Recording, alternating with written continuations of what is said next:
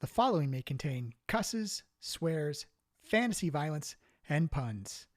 Get ready for the puns.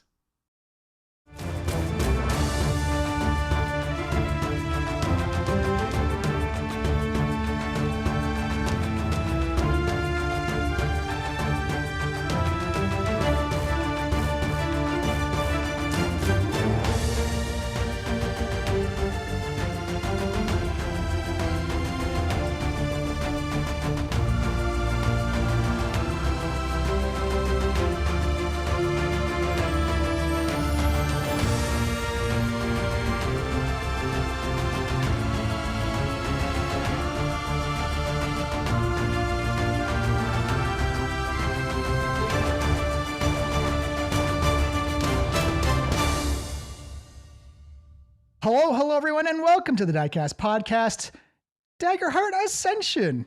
We are on episode 4. Yes, because session 0 counted as 1. And we have our group on the SS Fleisenberg flying out to the Southern Spire with Captain Shallot in a very dubious airship after learning some things, hunting down some raccoons, learning about the Cabbage Society, and just a little bit more about the immortal star and the orphan of the stars. So let's just jump right into it. We'll say you've been going. It's about a 3-day trip via as the airship flies, and you're going to be pulling down through a mountain valley, or through the tops of the boughs of a mountain valley, because that's where the smugglers go to avoid security officials, other, just people trying to harass you and from having a good time, nothing big. So we're using the mountains as cover kind of thing, like the tops of the mountains. Yeah, you're kind of using them as like a mini valley. So you have like tops of mountains on either side, and they're like the kind of like the Rocky Mountains, like they're like jagged and toppy at the tops. They're not like your snow-capped and your beautiful Pacific surrounded by the weather and by the wind mountains. But it is almost like full cloud cover below you. It looks almost like an ocean down below. And Captain Shallot, who is this little ginger-haired dwarf with a big, fantastic hat and just an ostentatious plumage coming off the top of it, he's introduced you to the rest of his crew. It's not a big one. There is a giant chef named Turk. He is a giant. He is a giant, and he is in a small vessel. There is an elven navigator named Deidre.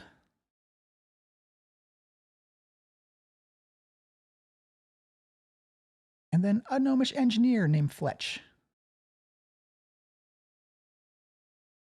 Always handy to have a gnome on board. And when you've been going around the ship, you got your crew quarters. You've actually got your own individual quarters.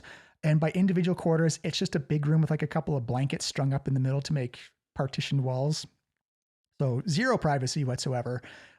You see that the galley is literally, it looks like someone took a big giant cauldron and kind of just shoved it into the back end of the ship. You assume that because the ship is old, wood, and creaky, that maybe having metal around to protect from the fire may help you out a little bit. Captain Shallot has told you that, or you actually discovered when he was like navigating with the wheel on the bridge, is that the wheel is actually just there for show, and that there's actually a magical console that controls the ship. And as he took you into to the pilot's office, and you actually saw it's actually very technologically sound. It looks kind of almost like a Enterprise console deck of just like little arcane images lifted up, and gives you like weather patterns, ground, altitude, yeah, pitch, yaw, speed, all that type of stuff. And that steering wheel was just entirely for show. He's like, but sometimes I like to stay on top and just kind of pretend. Is that the case for the rest of the ship? Like, is this room more taken care of, more advanced, more shiny, and the rest of the ship is kind of beat up? And yes, it is. It is very much. This is where they sank all their money was into this. And there's and there is on occasion the engine room open. there is on occasion when you've been sailing through the sky that it's like a little shank of wood just go and just fly off into the back. It's like, it'll happen. Fleisenberg is a splinter shedder. She's a good ship. She'll get you where you need to go. I certainly hope so. Will she get us there in one piece? So we left. We disembarked at 4 p.m. So it's like a couple hours. Yeah, now, we'll say kind of thing. 7, We had a 8-ish, like- tour of the ship, kind of thing. Yeah. You had a dinner. The Turk actually, you discovered, is quite the excellent ship chef. It's a series of spice breads and sourdoughs and like a little like cup of stew. And you realize that he's kind of almost like hunched over, like he's very much like the thinker of the statue, where he's kind of like in that pose almost all the time. Right. Miles, you look like you perked up and had something to say. Well, there's also a fourth member of the crew, Marcus, Yes. the Oh, Marcus. bartender. Marcus the bartender, right? What I is was going to say, is this a mushroom stew? Because if so, Marcus might be offended. You actually discover Marcus does not have, there is no like bar area. So he's kind of just chilling. But you do remember from your previous conversations with Aurora that AA has kind of just subtly made sure everybody's got representation in A personnel. Yeah. Right. Did you guys were with when Oro was like, let's try and feed some like fake information? yes. Yes. Delicious meal, Turk. Thank you. Oh, no problem. You do what you can. Where do you get your ingredients from? Wherever we stop, it's kind of like a hodgepodge. Global. Yeah, I think it's called global outsourcing. And just whatever I can get my giant mitts on. Because I'm a giant and I wear mitts it's a pun. Oh, you're very funny. Thank you. Wow. Thank you. Was. Sure. All right. Oh, we've got a couple days on here. I feel like we should do some planning. The 3-day trip? Well, I mean, we can, but we're not going through what you call the safest of areas or the most legalized of areas. We're kind of going on like the Smuggler's Run. What kind of planning do you think we can do here on the airship, Granny? Well, that's exactly it. I was planning on catching up on my reading. Well, that's not a bad idea. I wonder if we should talk to the engineer and see how safe this is really. Really, it doesn't matter at this point. We're on it and we're in the air. Yes. I'm rocking in the corner. It's all right. I think that's quite too late there, Meadow Sweet. I've never been this high before. Captain, what does this vessel have as far as weapons? And what kind of things do you expect to run into? Mostly pirates, you said, didn't you? Oh, well, you see, I'm a smuggler and a little bit of a pirate. We always do our little pirating things here. I totally dropped the Scottish accent for a pirate accent. Which is just Irish Yeah. with a flair, honestly. Don't dare. I always want to try and do the Newfoundland accent, but there's no way I can do it. It's like, we're more of a runaway type of crew. Weapons slow you down. Be Okay. faster than everyone else and they can't shoot at you. The ship doesn't look very fast, but I believe you. Oh, she's fast. And it's kind of got that whole, when I first got her, she's not exactly the same, but we keep replacing the bits that fall off. Was it really the same ship then? I got a thesis about it. Yes, I've heard we replace all of our molecules every 7 years. Is Do that we- so? Do we change completely? Are we the same person that we were before? Do you No. Well, physically, I guess, but does the soul have matter? I This is don't know. Does any of this matter right now? deep breaths. Nothing really matters. How do you spend so much time in the air, Edgar? You see Turkey like, well, I mean, I just kind of like cooking and I get paid and get to do cool adventure stuff. So, Surely this is a bit of a cramped space for you, though. usually when I get to fight, I get to stretch my legs. Where do you fight? Oh, up top sometimes. And you see Captain Charlie like, aye, and remember to use the gates first time. A couple of times he gets a little bit rambunctious and just boof right through the deck. Oh dear. Well, wait. What do you fight on deck? Do you just have spar? Oh. Like, are you just sparring each other? Monsters, pirates, guards, officials, spooky slime, space slime, sky slimes, a lot of slime-based things. Interesting. That's why we're taking the Smuggler's route. Just go kind of weave through the top of the mountains into some, not the greatest weather, but it keeps the most other trade vessels out. Quick and quiet is definitely the way I prefer. Now you're seeing our style. So you're here, you're going down the Southern Spire. That's like a real, what's the polite way to say it? Shit town. What is the unpolite way to say it? Shittiest town. Mm. It's, I mean, you don't look like criminals. You look like you're trying to accomplish something. And that's, Southern Spire is just kind of a seedy port town where crimes happen all the time. So we should blend in better? Yeah. Oh, yes, absolutely. Okay. You will be what's known as easy marks as soon as you walk. Well, Granny, no, but Do you have extra? Extra what? I don't know. Old lady? No. Cloaks? Do you have a spare old lady on you? No, and don't ask me again. that means she does have one. My pocket, old lady. If I pull up my hood. How about now? Captain Charlotte, there's a lot of history in the Southern Spire. Is there not? Aye, it's part of the Great Divide of the Great Barrier. That big old fucking wall that went from north to south on the continent, and you got your North Spire, your Mid Spire, and your Southern Spire. But this was one of the major ports, and it used to be old military town, and it's fallen into disrepair now, and now it's just kind of any authority is just kind of run by crime syndicates now. Yes, I'm familiar a little bit. Where exactly is this wall? Yeah, right down the middle. Just right down the middle. Right down the middle of this. No one knows what it was there for, but it was a big fucking wall when it was up. But did it run from the center spire? I went right up. I connected all the three spires together. Right. Some say I was kept out of great water. Some people say I was just used as map marcations, and some people said it was ego vanity project. Lots of theories. No facts. So there are 3 spires. Aye. So everyone else has gone to not spires. East or west? Mm-hmm. And 2 other locations. Well, Or this is what I was 5. trying to puzzle, because if there's 5... Wait.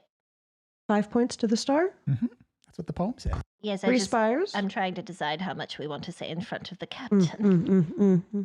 You can assume that they all know the poem. That's true. What is your interpretation of the poem, Captain? What poem? The Arteria's orphan. Mm. That's the one. Oh, I mean, kid's poem. Exactly. Kid's story. Mm. Why are you interested in kid stories? We're on a fool's errand, of course, but it pays, so... Aye, those are the best kind of errands. Exactly. But, okay, here is my question. If there are 5 points, and we're going to the southernmost one, and then there's northeast, northwest, east, and west, there is no northern point. If it's like a star with 5 points, right? Mm-hmm. Why is the star upside down? According to a map, assuming north is north. Maybe It's our up. maps are wrong. Well, is and north they've up always and been south upside down. And nobody else is going to any spires. Oh, I couldn't tell you. All I know is that I got hired to take you to the Southern Spire. Mostly because criminal enterprises meshing with other criminal enterprises. DM, do we know what's at the other 2 spires? Like, are there cities, or is it like it's just this called the Southern Spire because that's where the Southern Spire is? Or is it's it literally the ruins of think of like something like the width of like the Taj Mahal and as tall as the CN Tower. But I'm saying, like, is there a city called the Northern Spire? Like, is there a matching? There is. It's not called North Spire. Okay. I believe I've got it written down. And the floating city that we were in, is that central of the? So like, does it float directly above the Central Spire? It does. It specifically is on the west side of the Great Divide. Okay. So the northern quote unquote spire is called Hallow's End. It is not a port town. And what about the Central Spire? The Central Spire, no one remembers the original name, but it's also known as Calvinder's Breach.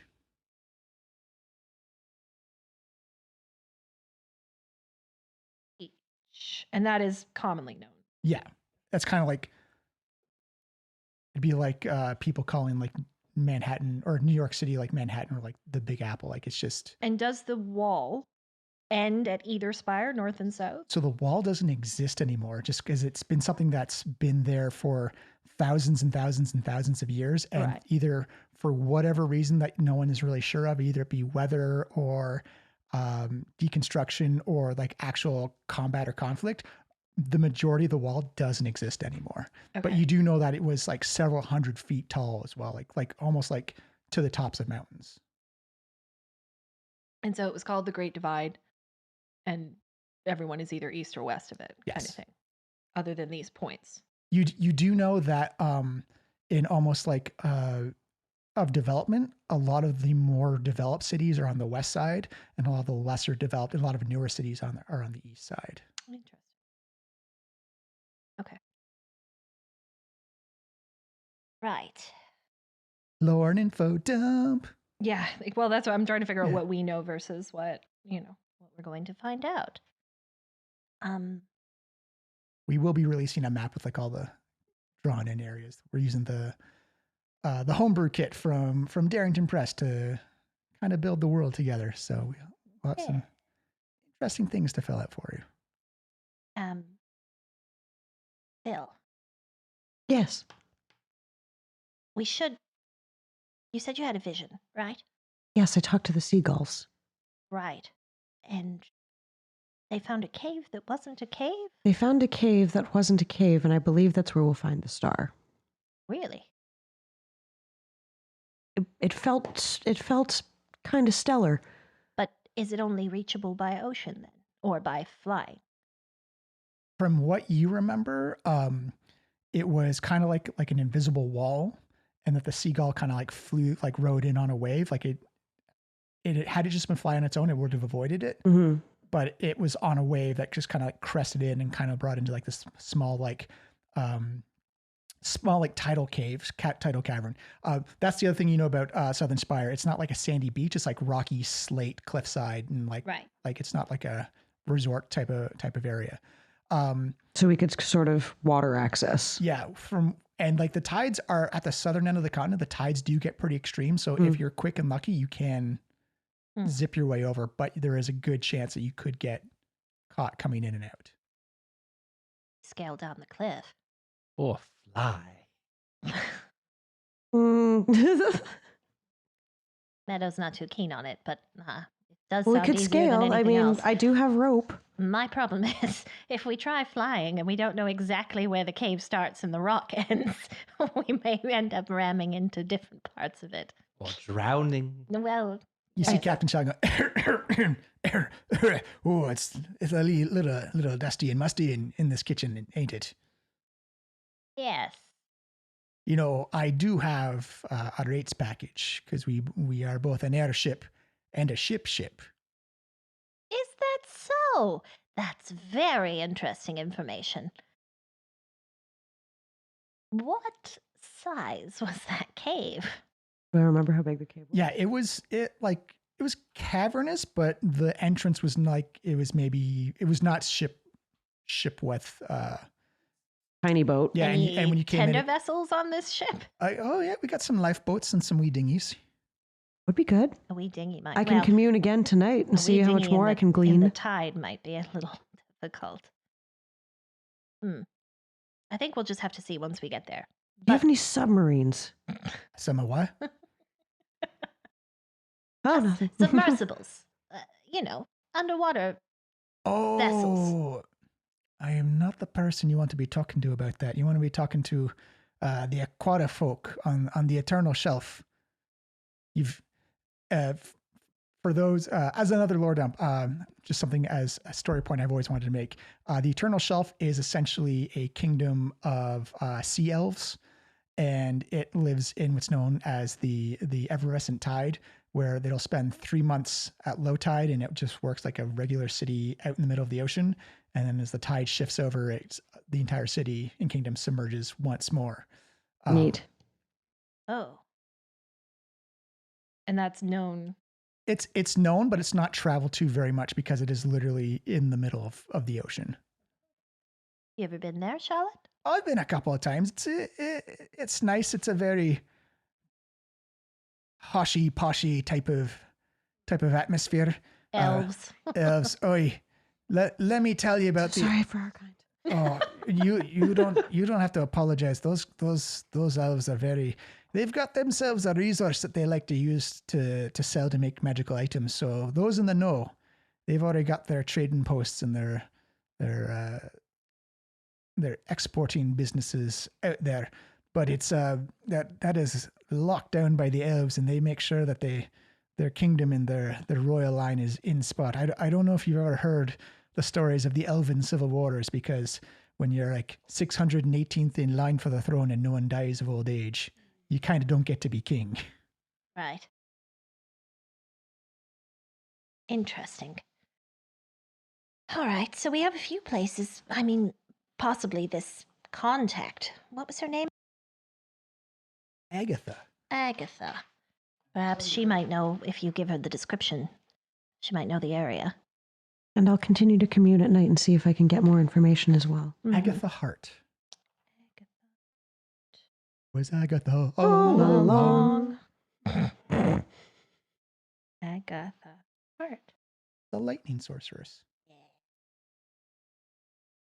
I'm excited to meet her.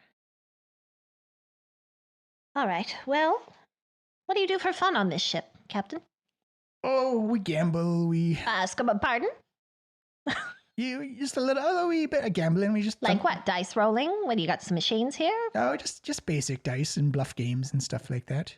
Sometimes we throw things off the side just to see if they make a sound or not. But it's kind of tame, kind of made everyone. Wait, you make bets on whether or not it'll make a sound? Oh, like you throw something heavy off, and if it hits like a mountain or a water or something like that. Well, are we over land or are we over water? We're over clouds right now, and he actually, I can check for you if I go up to the console to see what kind of terrain we're flying over.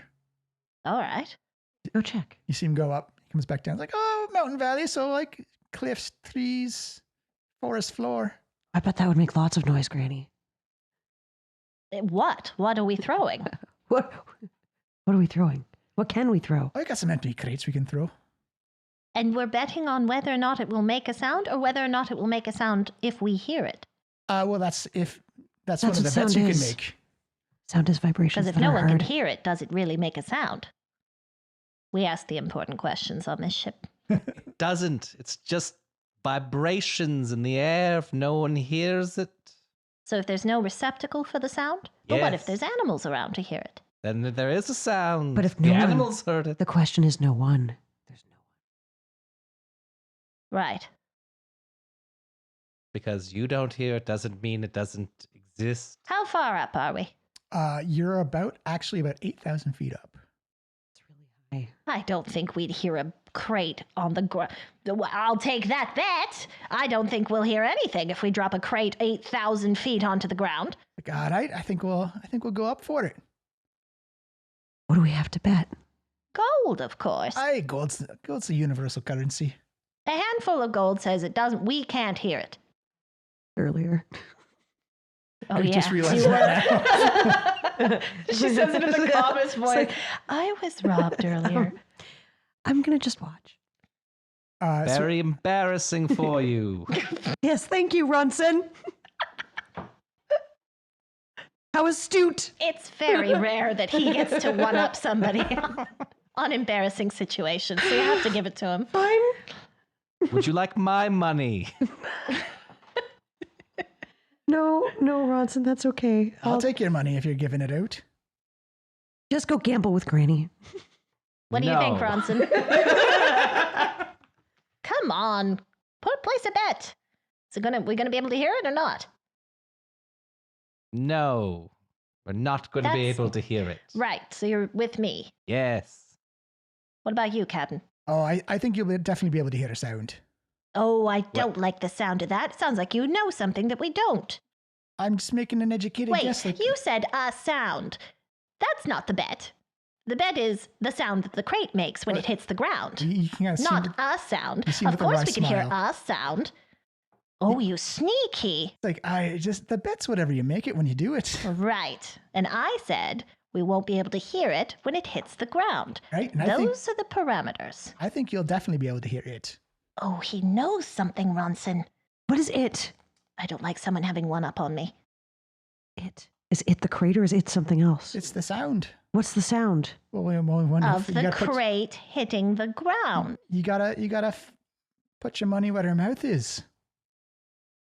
Is there a giant creature that eats the crates and makes noise? You see Turco like, well, I'm a giant, but I'm I'm sorry, I meant behemoth creature, massive creature oh not on this boat, that's for sure. on the ground. Oh, if there was, we definitely don't want to be around it. That's for sure. We certainly don't want to be dropping things on it. We're up in the air. We're not near it, but Phil, psst. Yes. Do you have any kind of spell that limits sound? I have spells that can make sound. I can do that No, creepy voice we talked about we last need time. the opposite of that. I don't have that. I can speak to animals and plants, and I do better when I'm not in the air 8,000 feet. All right. I'm worried about dropping things on people. It'll be very There's quite no unpleasant if you people are. down there. Oh, it's yeah, an it's- empty valley. It's wilderness out there. Yeah. But if you're a goat, just minding your own business, and then Or suddenly, me before Granny found me. No, the chances of that are absolutely minuscule. Mm. Well, I think if you managed to hit a goat with a crate, that'd be the greatest of all time shot. A goat shot, if you will. Not for the goat, though, and that's who I'm worried A about. goat can survive an empty crate at 8,000 feet, I'm sure. I'm not. You gotta headbutt it. I'll take that bet. I think we have a bet to make there. We'd have to find a goat. We don't have time for that. Throw it overboard. You see him Wait. head up to the. He heads up to the main deck with a empty, just like a kind of like a milk crate type of size box in hand. And says, "All right, one handful of gold if it makes a sound or not." No, if we can hear the sound it makes when it hits the ground. Specifics matter. Hey, all right. Hits the ground. No. If we hear the sound it the crate makes when it hits the ground. When the crate hits the ground. Like, all right, perfect. That sounds like a great bet to me. All right. Toss it. It tosses it over. Could you give me a instinct check, please? I will, but while everybody is watching it fall off the ship, I am going to pick the captain's pockets. All right. Granny never loses. Instinct, you said? Instinct to perceive. I believe it's finesse to pick a pocket. Now, The- because this is a gamble, I have experience. It's a +2. You spend a hope and you add a +2 to the roll. Worth it. I will say the picking of the pocket will be very difficult because you have to get the difficulty of the captain. Can I distract him by being socially awkward? Well, we're already distracted, and I have advantage on picking pockets. Yeah. All right, fair enough. Let me just see. Oh, well, you can give advantage, and she can roll. Oh, yeah, it stacks. Yeah, 2d6 and take the highest of it. So yeah, absolutely you can.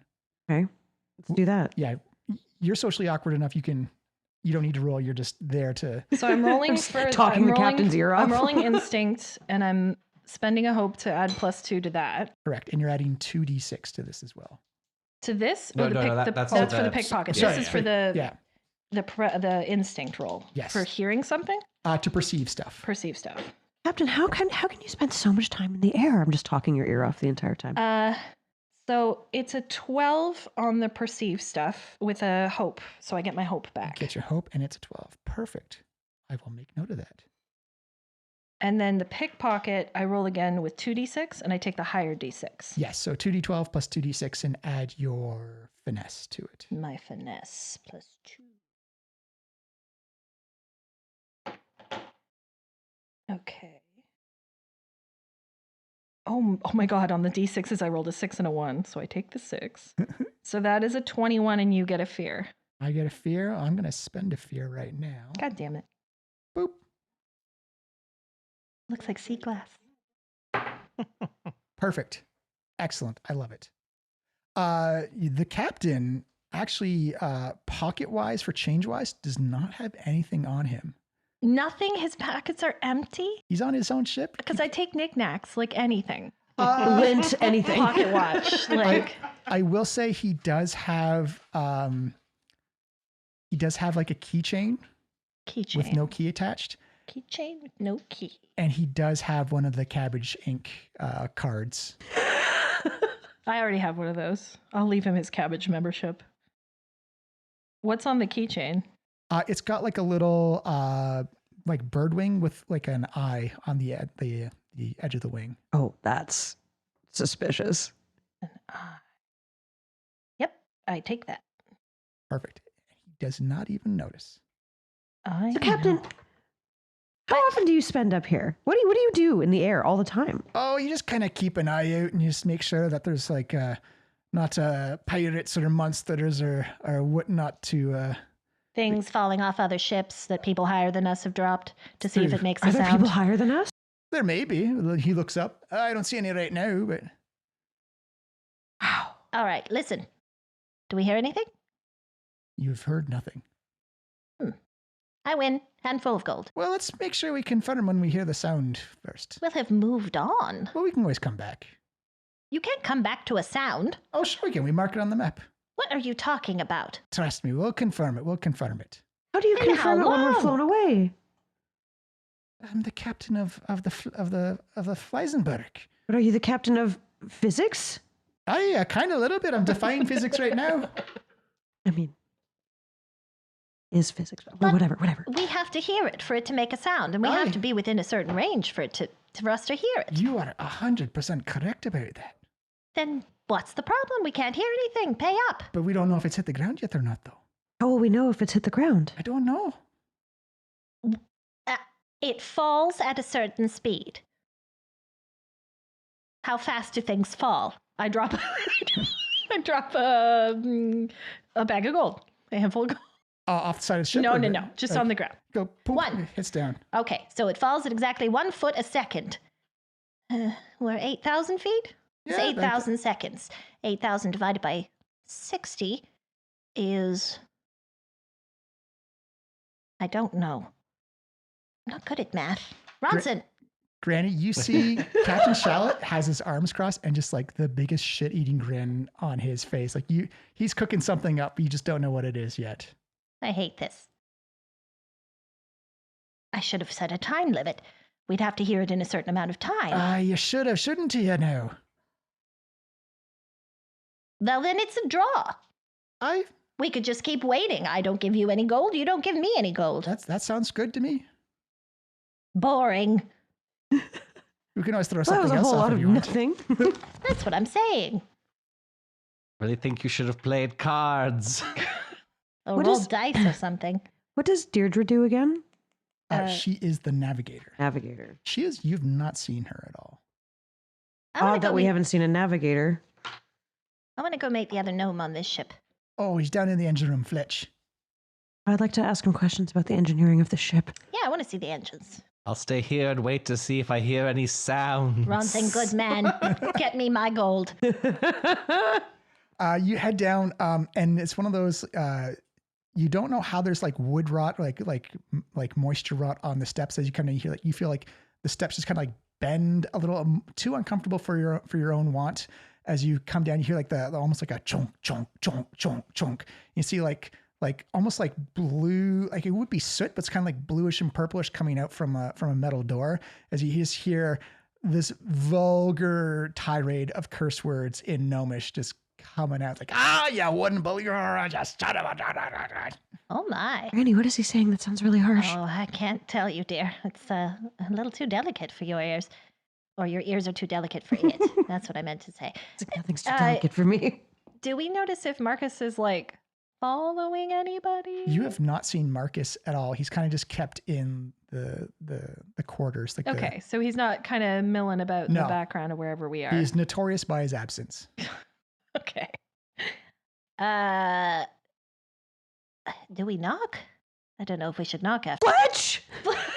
Who's out there who's calling me? Ugh, God, come on. Hi, we're just curious passengers. I've never flown before, so I'm wondering. You see the metal door slide open. You see this gnome, kind of like white tank top, and like just this big, massive assortment of tools around his belt. These big old steel toe work boots that actually go up to his knees. And his face is just like this like technicolor splash of soot and smoke and grease as he looks up, and he's got kind of like these like goggles that amplify the look on his face. So he's just like eyeball inside the inside each of the my. eyepieces. Like, yeah, what are you? Oh, you the new people? Yes. My name's Granny, and I'm Meadowsweet. She calls me Phil. Okay, great. You enjoy yourselves? The ship's running smooth? Like, sure, just That's what I want to know. Are you the one that fixes the ship? and am I the one that fixes it? You see him kind of like pop his goggles up. He's got like this brownish skin, like this perfect, like almost like figure eight appearance over his eyes. Like, am I the one that fixes? I am the one that fixes every goddamn problem on this ship. You wouldn't believe this. with a tool belt that size, I can imagine. Well, you gotta be ready for anything. Like, it's arcane engineering in there. That stuff's nuttier than a peanut butter fest during the Harvest Nut Festival. So, A festival inside a festival. That's how important it is. a I get nesting it. festival. Absolutely. So you say there's a lot of problems on the ship? I mean, yeah, like you got to be the fastest ship out there. Or you get caught by everybody. Are all the issues mechanical? Yeah, mostly. Yeah, we've smashed a lot of magic together with like a lot of wood. Yes, we noticed. It's quite a feat to keep something in the air like this. Oh yeah, but we're fast. Like we are the fastest, and we're agile too. Sometimes a piece falls up and you got to replace it. But Sure. it's kind of like you got like a dragon's breath inside a brown paper bag. And have we ever crashed before? Oh yeah, a couple of times. But although I will say, it's not a crash, because if you can walk away from it, it's just landing with complications. That's what the Oh. captain said. So nobody's died on board or off He board? didn't He say just that. kind of puts his goggles back down. Yeah, we can say stuff like that if we want. That's a thing that can be said by some people.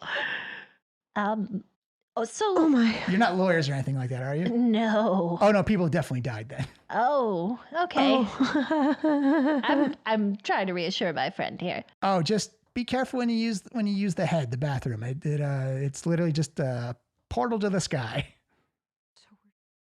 Just going? You're air pooping. You have to drop things and see if we can hear it hit anybody. Oh, you've been gambling with the captain, I see. Someone down below go, oh, it's raining. Oh no! My headcanon is Peter like, blessings from the heavens above. That's what you hear is people freaking out. Not foam, but that's okay. Why does it smell like asparagus? Oh god. Oh no. What a ship. Ship happens. Fletch, how long you been part of the crew? Oh, me and the captain, we go way back. Oh yeah, Way back to the start. with this ship or With this ship, oh yeah, this is his choice. This is his baby. This is pride and joy. gotcha. I mean, like it looks like a piece of junk, but it flies. Like it. Oh, we saw the flight deck. Very impressive. Oh yeah. Well, compared to the rest of the ship. You and the captain are friends that go way back. Oh yeah. Is everybody on the ship that way? Are all the crew members friends? Oh yeah. Like Turk's a good guy. Deidre's a good guy or a good gal. We're all family here. Nice. Turk's a good cook too. You should. Great Yes, stew. very good. Very Excellent good. stew. Yeah, he can literally find anything anywhere and turn it into a gourmet meal. Would you say everyone gets along all the time? Oh yeah, absolutely. Well, the crew gets Oh. together. Sometimes the passengers they get a little rowdy, and maybe they're leaning on one of like the barriers one day, and up it goes. Oh dear God. Don't lean on the barriers. Check. I mean, you're not going anywhere near the edge anyways, Oh, dear. no, I'll be firmly right in the middle. Right.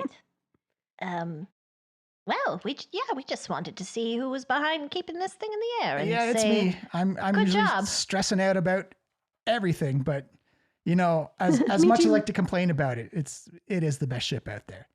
Quick question. If there was anything that you could fix and wouldn't give you any trouble anymore, what would it be? First thing, top of your head. Oh man, Where would you put the money if you had it?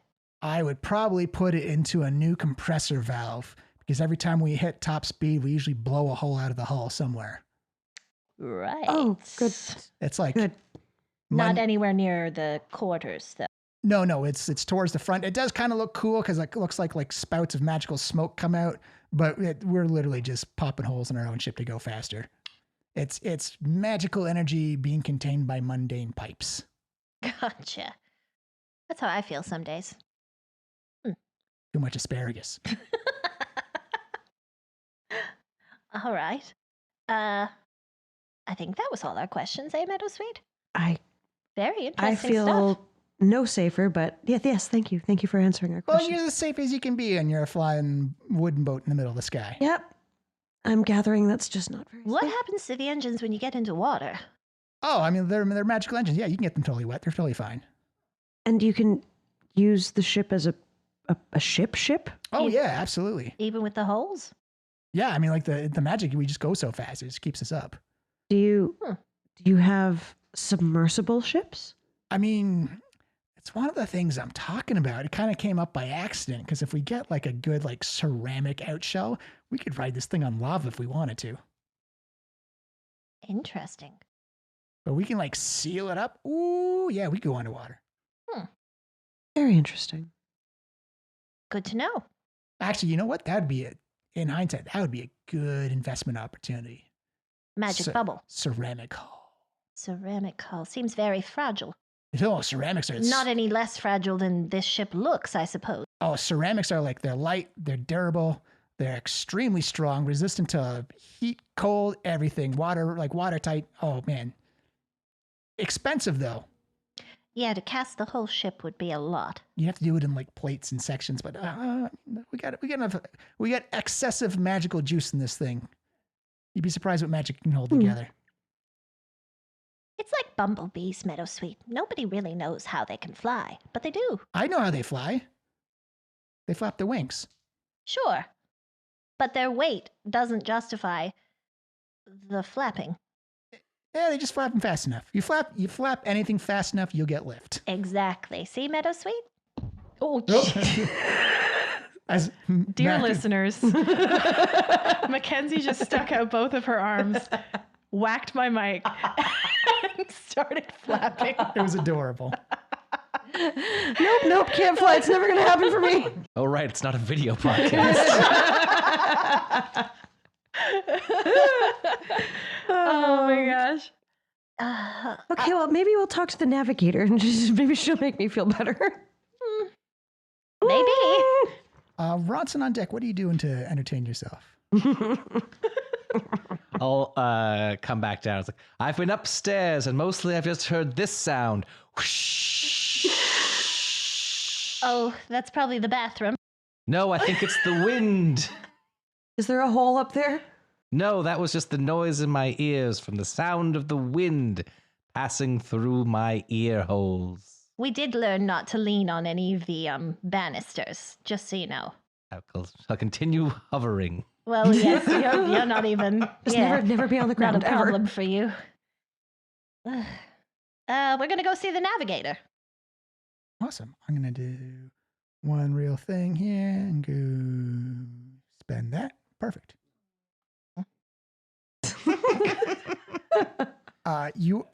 We dropped a crate on something. You know we did. Yeah. You see Fletch tells you that Deidre is actually the one who's the pilot for the console. And as you head up to the main deck level, you actually see Captain Shallot like has like binoculars out, and he's like looking around, and he's going like, "Hey, I don't like this." Do those work? Oh, Or are they just for show? No, they work. Oh, I thought they might be like the wheel. He actually hands them to you. Oh, And you actually see it's almost predator vision. You see like heat, heat sources. Not that. These make a weird Oh. noise. oh, And you see like Ronson is like kind of like hot and warm, and Meadow Sweet is also like hot, and the captain yeah, is body also. heat. And then that's when you look down below the clouds, and you see like these little like pods of almost like bubbles of heat, like coalescing together and like rising up above. And you actually see little goblins on the back of like eagles made out of clouds. And you see they've got like spears and grappling hooks and Oh. nets and bags. Uh-oh. We dropped a crit on a goblin. Maybe. We're about to hear the sound. I'm going to lose my gold. Damn it.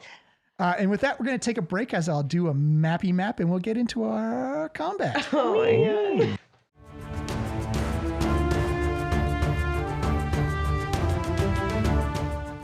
Hello, everyone, and welcome to the break. Thank you for joining us. Sorry for the delay in releasing the episode. COVID finally caught me this winter, and I've been down for almost 2 weeks, and the energy levels and the concentration focus has not come back yet. So before we get into everything else, just to let you know, we'll be coming back on January 13th, the Tuesday. We're switching over to Tuesday just to make life a little bit easier. But when we come back, we'll have a brand new special guest and we'll jump into the meat of the story. Thank you for listening so far. Thank you for joining in as we jump into Daggerheart. It's been a wild and amazing adventure, and I can't wait to see where this story goes. I also want to take this time to give a shout out to all the winners of the Canadian Podcast Awards. Congratulations. You are all amazing. Thank you for showing that the Canadian podcasting community is so strong and so vibrant and just full of great stories. If you haven't checked them out yet, head on over to canpodawards.ca to check out all the winners, to maybe find a new podcast to get addicted to. Or you can check them out on social media, their Instagram channel at canpodawards. Check them out. Check out all the winners. Find something new. There are no bad choices there. Before we jump into the rest of the story, as always, share us with a friend, leave a comment, leave a review. It helps us out a ton. It helps the algorithm and lets more people see who we are and what in the stories we tell. And we'd appreciate that a lot. If you're going to share us, you can always find us on social media at the Diecast Podcast. That's on Instagram, Threads, TikTok, and Blue Sky. You can find us at our own website at thediecastpodcast.com and any app that plays a podcast. We hope everybody has a great and safe holiday. Merry Christmas, happy holiday. And I think that's just it. I am running out of energy as we speak. Before we go, just remember, drink some water, wear a mask, tell everyone how you feel. Stay safe, stay smart, have a great time, and we'll see you in 2026. What a year it's been. I can't wait to share what's going to happen next year. We're going to have a whole bunch of new conventions coming up, a whole bunch of new things that we're working on. So stay tuned, and I'm going to try and recover and get back to full health and release some more episodes. So I love you all so much. Thank you to Miles and Leslie and Mac and Mia and all our special guests coming up who's helped make this podcast as amazing as it is. It's still unbelievable that we've been doing this for 10 years. So thank you for listening. Thank you for subscribing. Thank you for joining along in the journey, no matter where you joined in. It's been a fantastic ride, and here's to 10 more years. Thank you, thank you, thank you. Let's start 2026 with a bang. See you next time.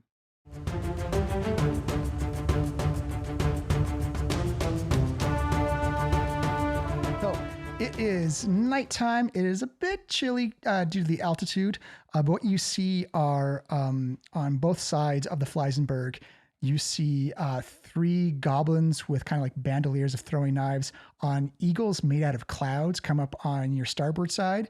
And then you see what appears to be a goblin. And they have very similar goggles to what Fletch was wearing, where it's just like eye protection, but it's almost magnified. They're all eyeballs at that point. They're not wearing very much armor, but one has what appears to be like a scimitar sword, and the other one has a very long staff. And that goblin appears to be chanting something as you see the goblins rising up. And I'm going to spend a fear, just give him bonus movement. Good. Can you just pop them down onto the deck so they have somewhere safe to be?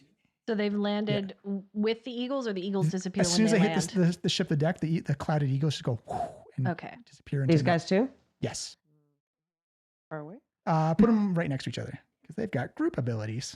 Oh, good. Of course they do. So in our combat for Daggerheart, there is no initiative system. It's everyone kind of goes and does their own thing as you just work out a solution, work out who you want to go with, and then I will spend fear every now and then, just kind of like interject and go like, "Hey, let's throw some chaos into this."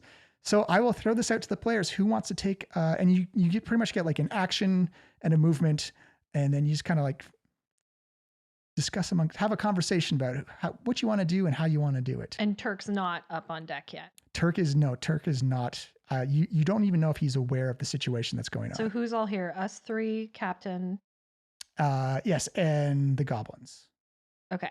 So, okay, Who's behind? Oh, Who are these guys?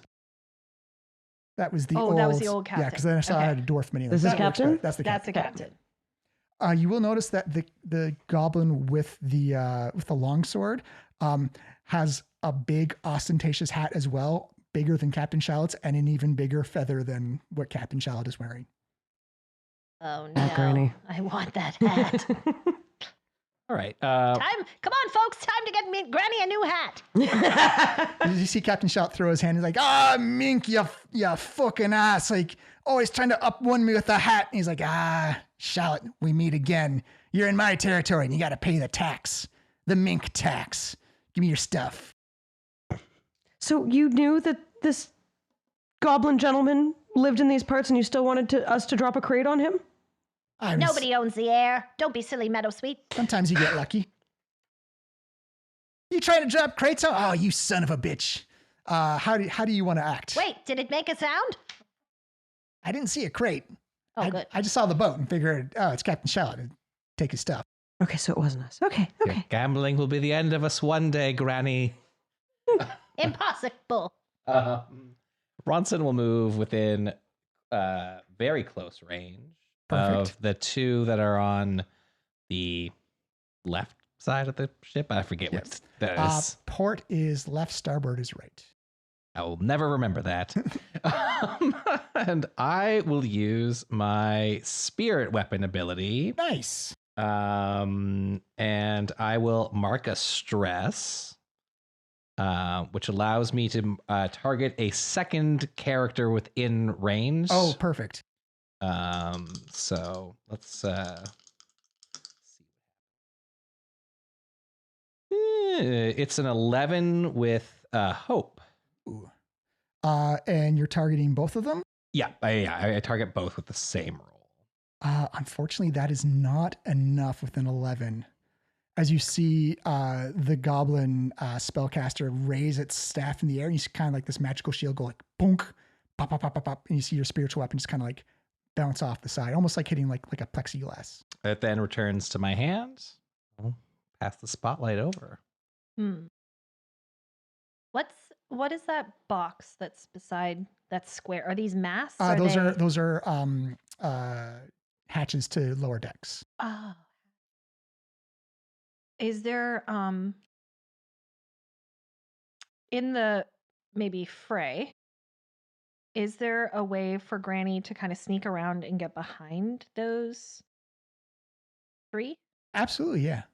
and stay kind of hidden? Yeah. So I'd say give me a stealth roll first, and depending on where you end up, will affect if you are still hidden. So that would be a Finesse? Finesse, correct. Okay. Let me just double check because I think I have some things for. I have advantage to find a safe place to hide. Oh, perfect. So you just add a d6 to it.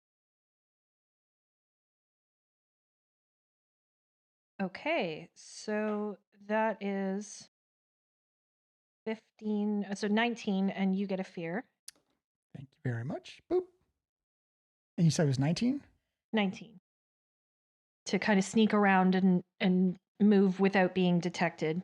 I will say you feel like you have hidden yourself from the majority of the sight of people. So if I am, anytime I would be hidden, I am instead cloaked. Nice. So in addition to the benefits of the hidden condition, while cloaked, you remain unseen if you are stationary when an adversary moves to where they would normally see you. And then after I make an attack or end a move within line of sight of adversary, then I'm no longer cloaked. Yes, I'll say because the carefully hiding yourself was your action, so you have to wait till the next go around to do it. But you are That's fine. I'm getting completely in hidden. position, Yeah. kind of thing. Is my plan. Ronson and Meadowsweet, Granny just kind of disappears from sight. It's not. Oh, I hate when she does that. It's not like unsettling, but you just know. I was gonna say you're pretty What used to it she at this point. does. I disappear and then It's comforting in a way. familiar. No, she's out there somewhere. Can we still Nothing. feel you when you're cloaked? You can say if you want to. Yeah, you can't see me. I mean, I think more it's I like could like bump into you. as well, no, but like as we've worked together in the past, you know I'm around Yeah. and you know I'll find my opportunities, sort of thing. So Sense it's like you. that trust. It's Mhm. not a sense of like where I am, but you trust that I'm Well, nearby. These eagles were not. They're made of clouds. They're not. They disappeared as soon as they're they, gone. Yeah, as Okay. soon as they landed. You Nope. do notice that all the goblins also do have backpacks on as well. Excellent. Many pockets to pick for Granny. Backpacks have so many pockets. I will spend a fear just to say, Peter somewhere like, I hope Ronson is okay right now. You spent a fear to do that. just to change things. I'm kidding. But Meadowsweet, what do you wish to do? Well, Hex and flex, girl. hex is usually that's if they've done damage to us already. Oh. I think, right? I think you can just hex somebody. Can I just hex somebody? When a creature causes you or an ally within close range to mark a number of hit points, you can mark a stress to hex them. It's a Okay. reaction. So it's a reaction. So what I'll do is I'll You can also like hold your action and wait for that to happen if you wish. Or you can be proactive and start blasting. I could make people feel vulnerable. Go up and smack someone. This, I believe, the Oh, voice. she's got a staff. She can like zap people at range. I can and- zap. Okay, well, first I'm going to try to make somebody vulnerable. So over here, where So that's like The shield guy. the shield guy or the sword guy. And sword then guy? The other gun. The other one is the one with the staff. the staff. Okay, I'm going to go after staff boy. I Okay. think. And Please do. Drop your weapons.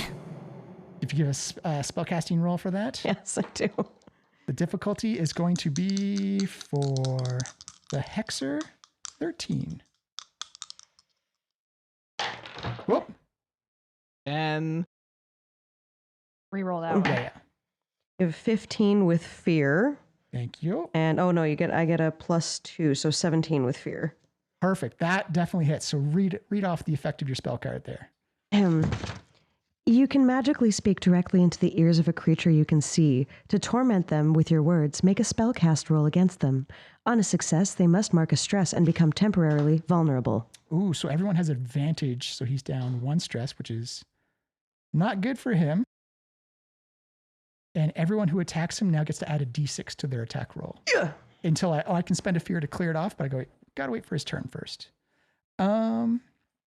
Let's do some DM management. Oh, and we're gonna, we'll do Captain Shallot afterwards, but let's get the NPCs to go. Could someone please move the head gubbo? Mm-hmm. Sword guy. Yeah, and move him towards we'll say Ronson. There's a sword guy over here? Yeah. He's got to get in melee range. He's just going to- try it. You can certainly try.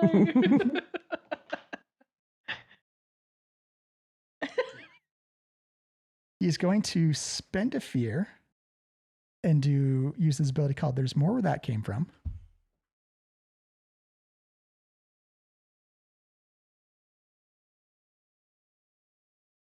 Why?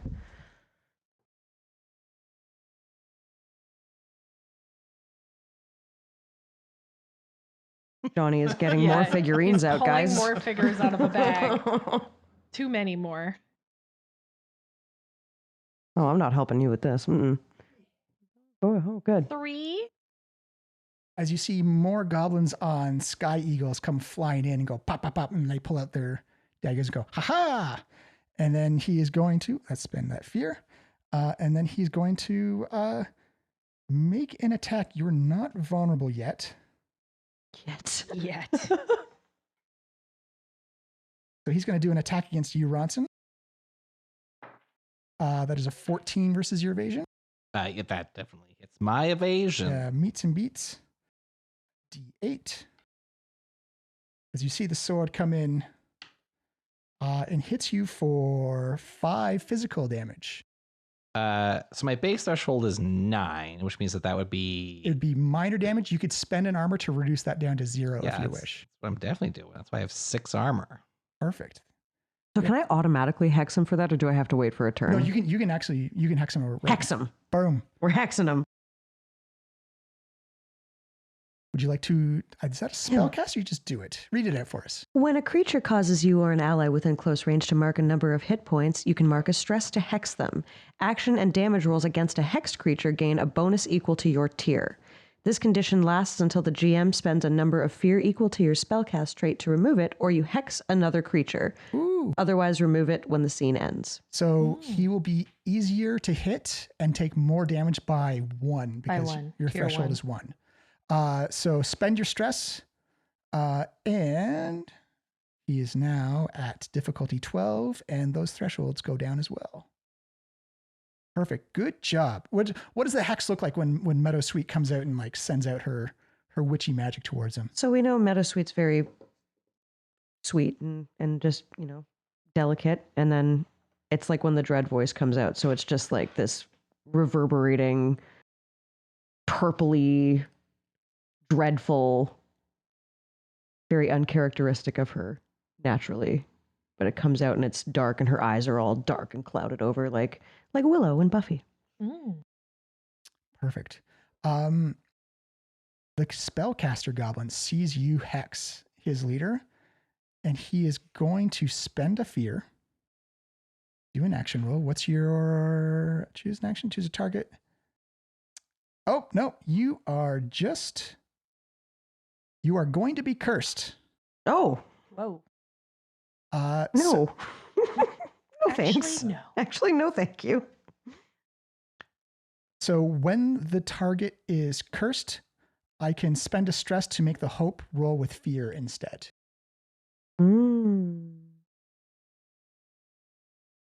So now that a creature's adjacent to me or in close range, can I now use like a secondary ability? Or If it's a reaction, yes. I was just curious. I have no idea. It's we're kind of like making it like you kind of just like figured out, or you just whatever you narratively want to go with. I do want to get so he's done that for his action. We're gonna do the goblin lackeys. So this group up on the deck is also going to spend a fear, and they're going to do a group attack, and they're going to target Meadowsweet.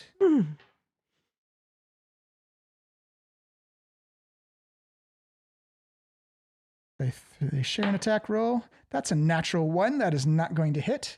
And the spellcasters made themselves revealed, and the goblins next to Granny are also going to do a group attack on Meadow. Nice. That's natural 4s. That is a 5 versus your evasion. And he's attacked. All right, we're going to go to the next. Oh, and we're going to do Captain Shallot. Move him towards... move the dwarf up towards one of the goblins next to Granny. Yeah, I'm actually behind them there if you want to move me. Yeah. Okay. In that, Perfect. I'm kind of hidden there. Captain Shallot is going to do an attack as he pulls out a saber. Oh my God, I am rolling so terribly right now. That is a natural 5. Thanks. For a +7. That is not going to hit the lackeys. And we'll go to the next go. So how do you guys want to? Granny would like to pop out. Perfect. And jump out and dagger the first guy. Now you tell me if this is 2 actions, because I want to, I have a dagger and a secondary. Yeah, because you have the primary and secondary. the double. So I can do that as 1 action. Yes. But then I want to, because they don't see me when I pop out. So I want to stab the first guy twice and then go, Oh my god, he stabbed you. and lie and use Deaf Deceiver because I have advantage on lying. I'll say not normally yes, but that's very cool. So we'll do it this time. So the stabbing, we'll get that out of the way. So I roll a finesse, right? Correct. Yes. 2d12. Okay. And because I have sneak attack, And you're going to be rolling extra d6s for damage. on your damage. Okay, so it Yeah. adds to my damage roll, not on my attack roll. Correct. Okay, that's what I wanted to double check. Wow, so that's an 11 with hope. With hope, so grab yourself a hope. That easily hits the lackeys. Okay. Give it a roll. Do I need to roll another roll for my secondary? Will I do both yes. my attacks first? Yeah. Yes. Okay. So that is a 13 with another hope. Gain yourself another hope. That also hits. Woohoo. So then I need a D8 and a D6 for both. Correct. +1 on. So it's +1 on the first one. The second one. Oh wait, I forgot what the secondary weapon did. Should be a- +2 to primary weapon damage Yeah. to targets within melee range. So it's a D8 +1 +2. Yeah, so we should, in the future, we'll just do one attack roll because the other dagger will just add to your plus. So I don't do an attack roll for each dagger. Yeah, you just it do it just once. adds. Okay. Okay. Which makes sense. But am I doing 2d8 because of the 2 daggers? No, just the 1d8 from the, because it's adding to your dagger damage. Oh, it doesn't do damage by itself. Yeah. You need another weapon in hand to do it. They're both one hand. I'm confused. So it's, if you only had the one hand, the other dagger kind of like buffs your main dagger damage. Okay. So you only need to do one attack roll just to like simplify things. So they both have damage, but the one only does the damage. Yeah. Okay. So it's going to be a d8 +6, but plus a d6, and then +3. Perfect. Okay. So that is 6 + 3 is 9. 9 in total. Yeah.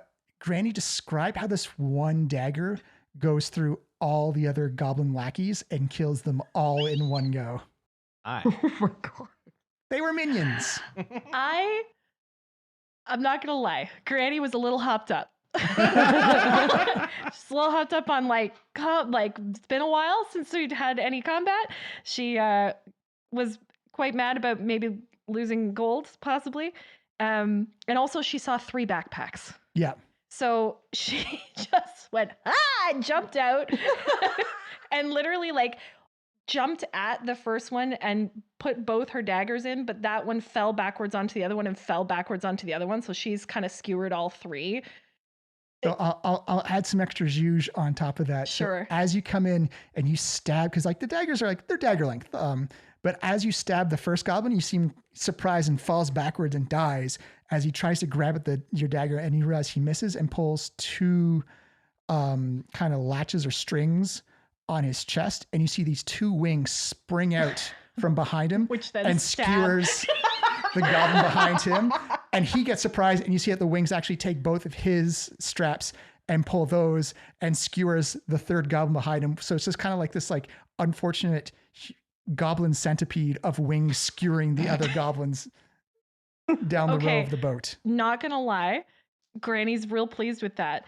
I am going to spend like my next maybe 3 actions of whatever rounds tucking those wings back into the backpacks and getting 1 for each of them. Well, no, I only need 2. So I'm going to spend my next action Perfect. getting 2 of those backpacks together. So skip me for the next. All right. Between Cool. Ronson and Meadowsweet, who wants to go next? Do you want a combo? What do you want to do? I'd like to attack the vulnerable one. At the captain or the lead goblin? Absolutely. The one with the staff. Oh, that's the spellcaster. Yeah, because I made him vulnerable earlier. Perfect. Can I take a free action to just call out? They're real squishy. Yeah, you absolutely can.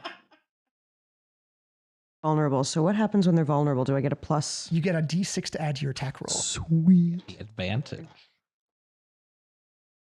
Another D6. Oh, wait, And no, I don't. I And have I a do D6. want to spend a fear to clear it, but I'm running low on. You guys are going to have to start rolling with fear now. Yeah. So plus D6 to my attack roll. So I'm going to use my dual staff to attack Perfect. And it's got a long range him. on that thing too. And that's a D6 plus 3 magic. So I get 2 D6s? D6 plus 3. No. Does I get the extra D6 because he's vulnerable? The D6 is for the attack roll, not for the damage. Oh, okay. Gotcha. Okay. Ooh. This is a lot. 28 with hope. Oh my god. Yeah, that absolutely hits. And he's already been weakened by your hex, so absolutely. And then 8 magic damage. Actually, you know what I'm going to do? I'm going to use his curse. He's going to spend a stress and turn that hope into a fear, and I will gain a fear. I hate it. So 8 magic damage. Mm-hmm. That goes above his threshold. He will take 2. No, he'll use an armor, and he will go down to 1 hit point worth of damage. I'm Aha. just curious, in that case, do you both gain hope?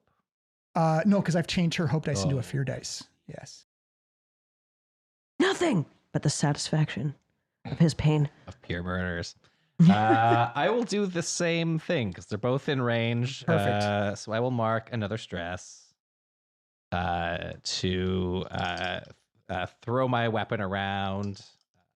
I'm all like maybe arc it so it hits the one that's further away from me first. Nice. And this one's hexed. Oof. Yes. Well, you're gaining some fear, first of all. Hooray. And I am unconvinced this is going to hit, so I'm going to spend a prayer die. Well, does the hex make him easier to hit or just more damage? It makes you easier to hit as well. So it lowers his... His AC, technically. So what did you roll on it? So I rolled 12. That is exactly... Oh, okay. All right, then I won't. If the hex hadn't been there, you would not have hit him. Gotcha. Zap. Does he have to roll again to hit the other one? Or does No, it hit both? I roll 1 die for both of them. Very specifically. And it's for magical damage. All right. You do see he takes half the damage from magic. And he will just use... Oh, he uses armor for this go, so he'll have to take the 1 hit point. He's not looking great. And it does at the other one as well. It's and, both targets that are near. Both take that. Lieutenant is definitely that he will spend the armor to reduce that to 0 because he's not been hit yet. And I'll reposition myself. I'll move more towards my friends. I'm like, Granny keeps glancing up just to check on you both while she's tucking these wings back into the backpacks, and pulling it off the dead bodies of the goblins. Like, And this goes in here, and then, it's a zipper. Okay. You see the goblin who's been focused, and he's the caster raises the staff into the air, and you see lightning and wind and fire begin to culminate at the top, almost like a little vortex, little eddy, as it comes down, and he slams the staff into the deck of the ship, and you see like bits of wood blow off and fly away as you see what's known as chaotic flux comes rushing out from the staff. This is going to be an attack roll against up to 3 targets. So we'll say Granny, Ronson, and Meadow. No. That is 16 versus your evasion. minus 13. So what does that mean? That means it hits. Yep, it hits. Okay. Terrible evasion. Yep. I am not evasive.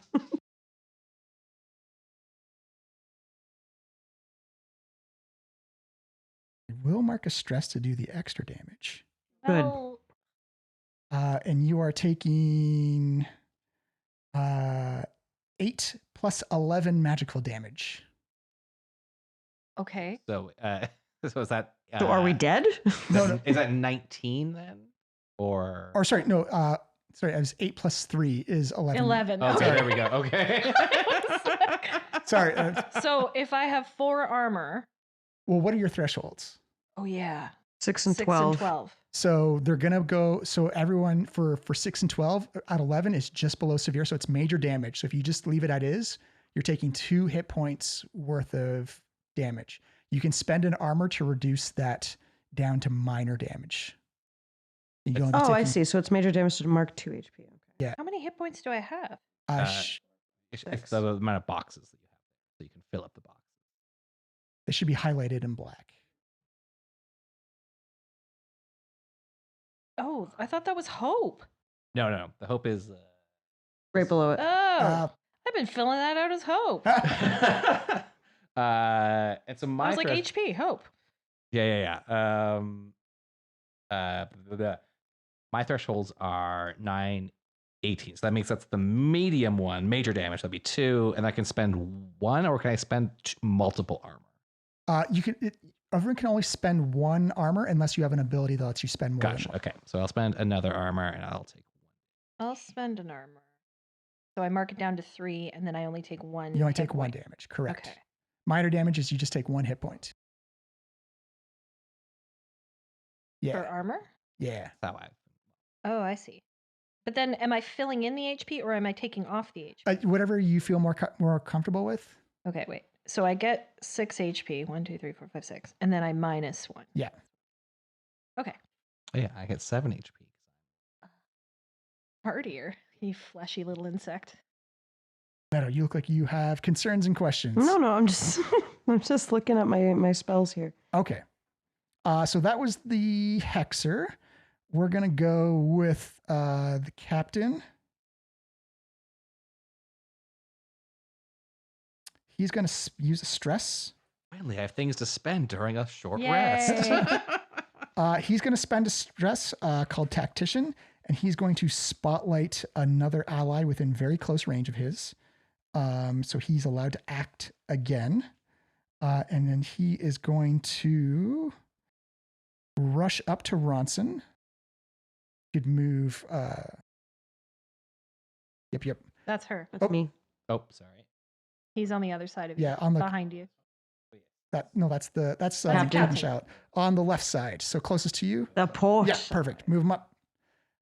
And so he's going to activate the Hexer and himself at the same time. The captain's going to take a swing at you, Ronson, for a 14 versus your evasion. Yes. 1d8 physical.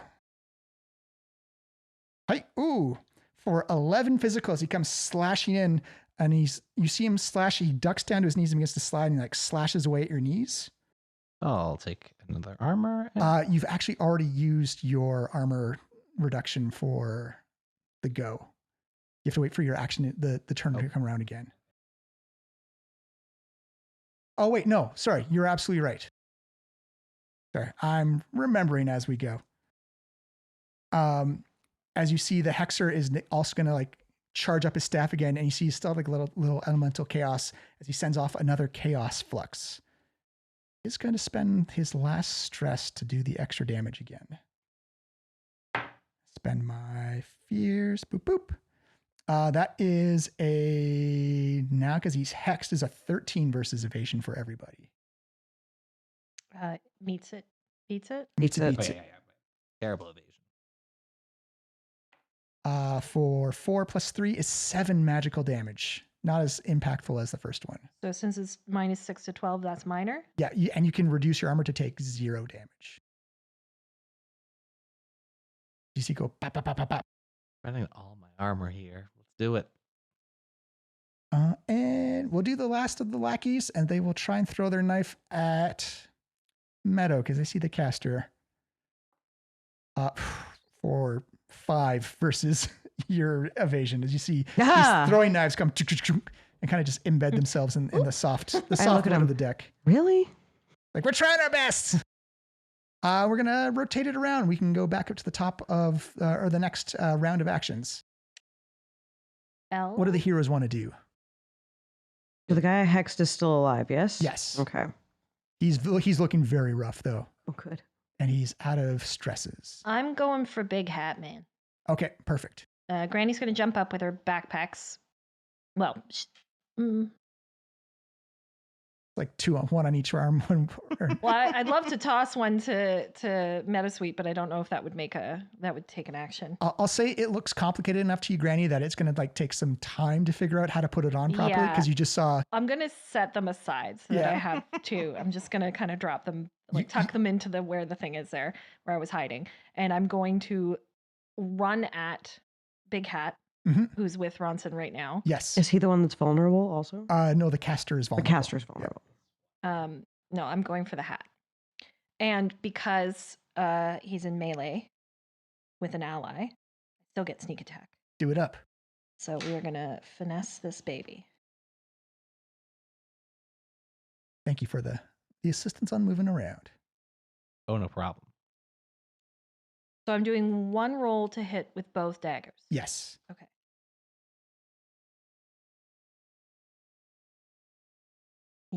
It's a 10. Its difficulty is 13, unfortunately. I do get a hope, though. Oh, hold on. Sorry, you can spend paradise to aid yourself or an ally within far range. So, Ronson, I will give you a +3 to this roll. That would make it 13. That's a hit. So I So, have like so Ronson, how do your powers, your Fae? you hear me coming, just I know that scream. Act! Doug guide her blade. Doug! Forgot.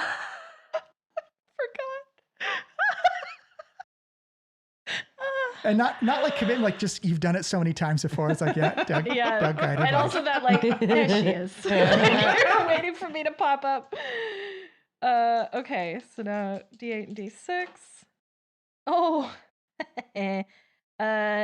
that is 13 plus 3, 16 damage. 16 is above his severe threshold. He's going to spend an armor and reduce it down to moderate. He's going to take 2 hit points. Ouch. You sink your daggers in. It's like, is my hat okay? I'm coming for it. No, it's my hat. Ronson and Meadowsweet, what do you wish to do? I'm going after Hexy Boy All right, with the dual staff again. do it up. So question, DM. My secondary weapon is the small dagger that's paired, and it gives the +2 to the primary weapon. Is that?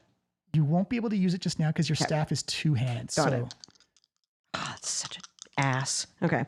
And then where's my D6? Because he is Easier to hit. okay. So that's not with that's just. Well, he's the also base. vulnerable, so you get to roll with a d6 as well. But his evasion has come down, or his difficulty has come down as well. Okay, we're looking at 11 with fear. Oh no, not 11. We've got 13 with fear. You needed a 12 to hit him. Beautiful. And then it was the D6 plus 3 magic. Oh, All good. 4 damage. 4 magic damage. 4 magic damage. He's going to take half of that because he's magic resistance. He is looking very rough as you see the magical nature of swamp witch energy come off of Meadowsweet's staff, blasts him right in the chest, and he is looking like almost like Rocky in round 5 versus Khal Drogo. He is not looking great. Ronson. I will spend 3 hope to initiate a tag team roll. Nice. Hell yeah. Go low, go low, Granny. Only if you go high. That's the plan. As I like buffet my wings up and go for the head. So give me a description of what happens in Granny. You're going to be rolling as well. Yeah. So Yeah. we both roll. I'm going for the Achilles tendons. Yeah. Like, I'm literally gonna. Yeah, and my wings will like push me up into the air while my axe comes You're around. going for the jugular. Yeah. Yeah, nice. So give me both a roll. Whoever has the highest wins. Almost certainly going to be you. Did you get a crit? I crit 2 12s. Whoa! Oh. So, Ronson, your damage will crit as well. And the way crits work is that you maximize your 1 damage dice, and then you get to roll an extra dice on top of that. Do I also get to roll my sneak attack dice? Yes. So I max out at 8, right? And then I'm going to roll 2 d6s then. Yes. Okay. Or no, I roll Was it- another d8 and a d6. Yes, That's right. correct. Plus 8 is 16, plus 3 from my 2 daggers. Mm-hmm. So 19. 19. Mine's 11 magical. Sorry. So 11 plus 19 is 30. 30. Oh, that's way above. Describe like Yeah, I you think it's are. a decapitation along with. as your axe sinks in and I slice both of his ankles, his knees buckle and the hat stays in the air. as he drops and his head lolls one way, the hat goes the other, and I catch it. Perfect. And then we high five. Yeah. Awesome. Except I have to jump up to get it. I love it. You see the Hexer see the head goblin go down. He's like, that was my meal ticket. You see him look over the side, pulls two of his cords. You see like these like canvas and metal wings go as he jumps off the side and dives down below the clouds. I'm going to say that the lackeys also see that. I'm going to make them roll to see if they understand their wing backpacks. They do. Wow, that's the one good roll you got. Yeah. Congratulations. It was an 18 with a -2. As you see them go, they see exactly what the Hexer did.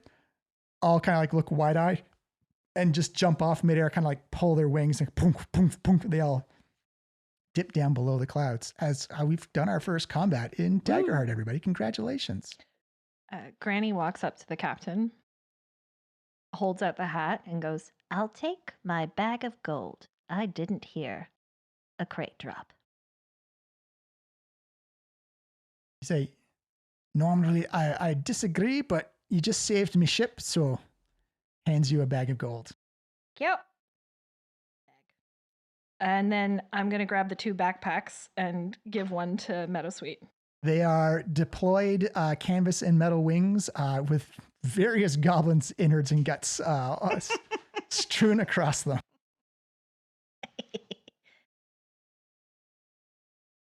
What's spoils of war if not bloody and gut covered? So minions have a rule that for every 3 damage, you kill the next minion. I did, and I rolled 9. You rolled 9 perfectly. Also, just FYI, read your character sheet, people. You know how I was like, I've got nothing to spend hope on. Rogues dodge. Spend 3 hope to gain a +2 bonus to your evasion until the next time an attack succeeds against you. Oh, wow. Nice. Wow. Otherwise, bonus lasts until your next rest. Nice. So now I know. Yeah. I can spend it to heal people. Well, there are some people who are a little hurt. Hello. How do we get our armor back? Is So that you do a just- short rest, and you Okay. can. So you get 2 actions per short rest, 2 actions per long rest. Okay. In a short rest, you get, I believe, it's either a D4 or D6 of stress and hit points back, or you can repair your armor. And then for long rest, it's you get your full hit points, your full stress back, or you can repair your armor. Yeah. We have the sheet right here. I have the sheet right here. So during a short rest, you can tend to your wounds, clear 1d4 plus tier hit points for yourself or an ally, clear stress, clear 1d4 plus tier stress, repair armor, 1d4 plus tier armor slots from you or an ally, or prepare to give yourself a hope. Well, I'm going to heal my armor. Are we taking a short rest? If you wish. It's nighttime, right? Yes, it's definitely nighttime. Oh, should we just take a long rest? Should we just go to bed? How many attacks do you experience in the average workday, Captain Shallot? Well, and you see him kind of like hold up the head of the dead goblin. It's like, my name was Lionel. I'm kind of an asshole. Wow, you sound just like him. Morbid. I don't suppose you exchanged holiday cards before this. Now, let me just give you an example. And he kind of like hucks the head over the side of the boat. There was nothing else on those goblin bodies. Nothing else to Just loot. like basic. The lackeys just had like Yeah. a bandolier of daggers. So if you wish to have excessive daggers, you're more than welcome Wouldn't to. mind taking a couple for throwing purposes. You Ones did- that I you- don't care about getting back. You did notice they had a bunch of almost like coin purses, but they're empty, like purposely They to were ready to just fill. scoop and jump. All right, I'm gonna grab a couple more daggers. And you can also choose the same action on a short rest twice if you want. As long as it's the same. Yeah, like, for example, like you can Heal twice. Like you can heal twice if you want to heal twice, or prepare twice, I suppose. Yeah, they made short rests and long rest like more you had to be more proactive about it as opposed to just like it's not I'm just resting. like it resets everything. Yeah. Well, what are we doing? Short rest or long rest? Probably long rest. I'm It's going to late. bed. Yeah, it's late. We can. Who's holding down the fort for the night? We can put Turk on duty on deck. Good call. I will say, as a GM choice, I will say let's call the episode there because you are all now going to level up to level 2. Oh, hey.